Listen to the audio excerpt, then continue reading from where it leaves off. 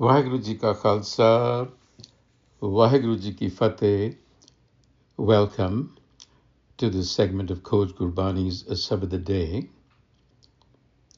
our collective space for reflection and immersion into Gurbani. Today we have a composition by the first Nanak, Guru Nanak Dev Ji, in the Rag Suhi.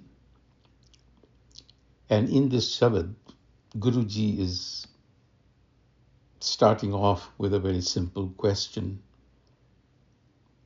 saying, why would you discard the nectar within and seek it outside? But before we deconstruct the layers, let us recite the Sabad.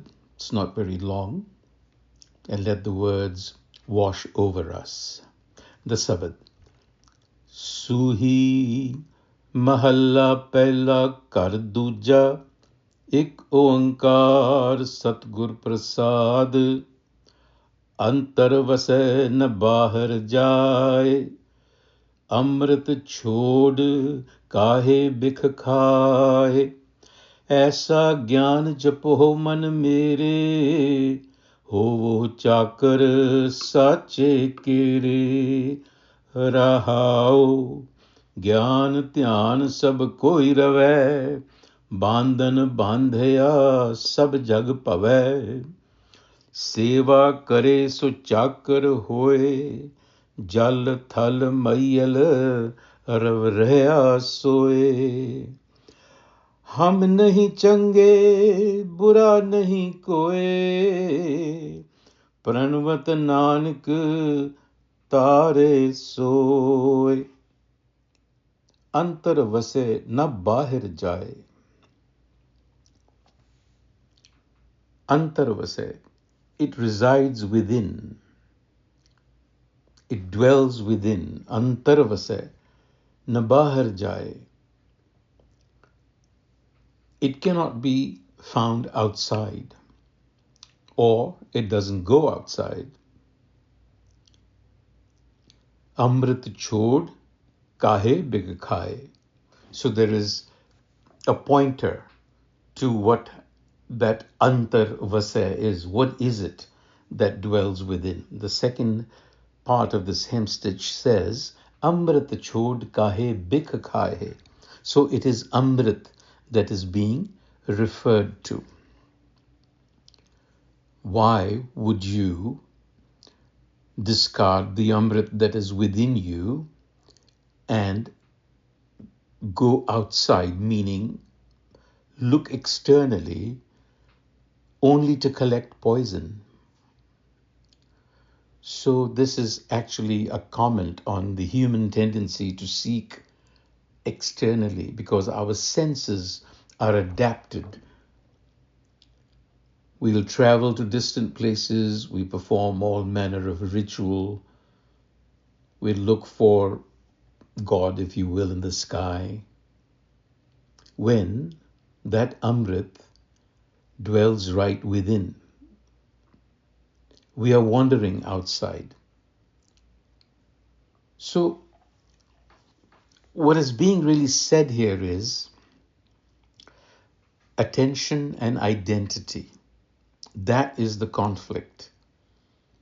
Obviously, the divine self isn't geographically locked inside your chest like a physical object. Antar Vasai means your consciousness, the true source of your consciousness, your essential self. That spark of Ekoankar is permanently rooted within you.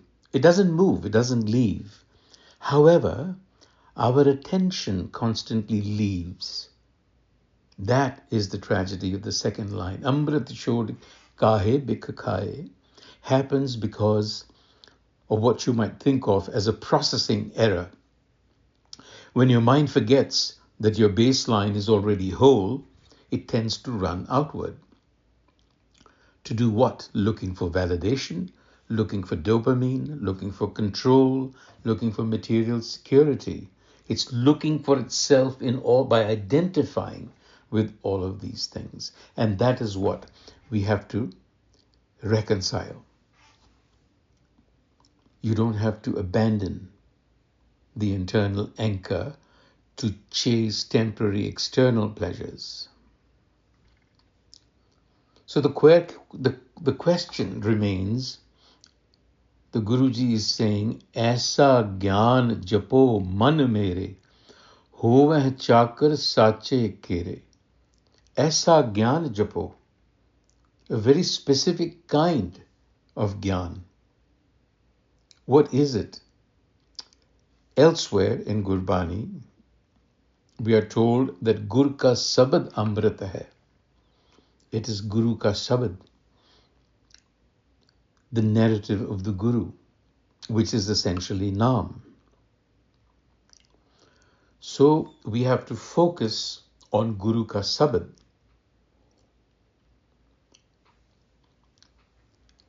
He clarifies that in the next line, Aisa Gyan. And then he's saying, Gyan dhyan sab koi rave, bandhan bandhaya sab jag pave. To all outward appearances, we seem to be seeking Gyan, and yet we remain bound by chains, invisible chains. That is the distinction that the Guru is making. Amrit means literally non-death, that immortal nectar, the elixir of divine life that cures the death of the ego. So it is a state of mind that we need to settle into, but our ego causes us to keep running outside, and that is what is meant by Gyan Dhyan Sab Koi Kare. We are all doing that, but Aisa Gyan Japo is not being done. That is a difference between intellectual knowledge and experiential knowledge. The other Gyan is informational. It is knowledge that we acquire. You can memorize theology. You can talk eloquently about oneness and still be deeply insecure inside. One has to find root, japo. It is not accumulation. Japo is realization. You have to realize this. And the manner of realization is discernment, Vivek Buddhi, which is what Guru Ka Sabad gives you. So, what does a person who possesses this Amrit Gyan look like? In the third verse, Seva kare so chakar hoye, jal thal mayal ravaraya soye. Chakar. A person who is settled within itself becomes a servant, actually is a servant, one who is surrendered to the universe at large. Seva, selfless, in the interest of humanity, because they have recognized the interconnectedness of everything. So he's saying that true liberation comes from serving the world, not causing the world to serve your ego. When you have true Gyan, you realize that the same consciousness inside you is inside everybody else. Seva is no longer a chore or a religious duty. It is the natural psychological byproduct of seeing the divine everywhere. You serve the universe because you realize you're a part of it, a part of everything. And then the conclusion is humility and psychological freedom. This is an example of how losing is winning. He says, Hum nahi change, bura nahi koe, pranvat nanak tare soe.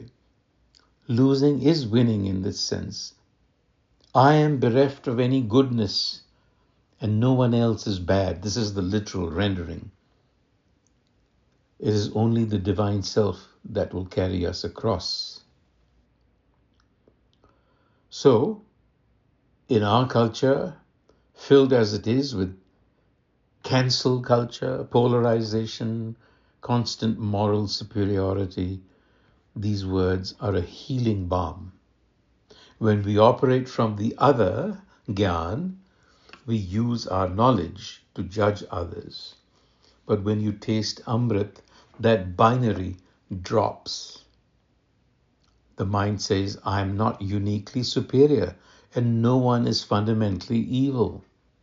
Everyone is just a vessel dealing with their own level of alignment or wandering.